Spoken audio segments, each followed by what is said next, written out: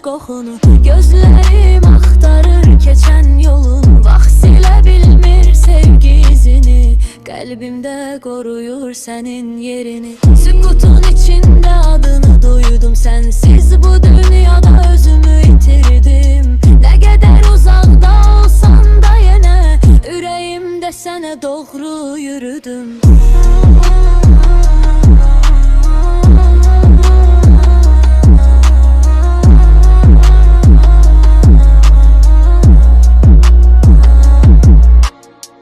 Günləri değişsə də değişmir hissim, sənə bağlanıbdı bütün nəfəsim.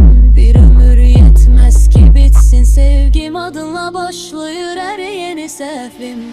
Yollar ayrılıbsa qismət deyərək gözləyərəm, yenə səni sevərəm. Ümidim sönməyib keçən illərdə adını saxladım ürəyimdə tək. İçində mahnılar, içində xəyal, keçir bu gecələr sakit və xəyal. Bir gün qovuşarıq deyir bu ürək, sevgi bitməyəcək nə qədər gərək.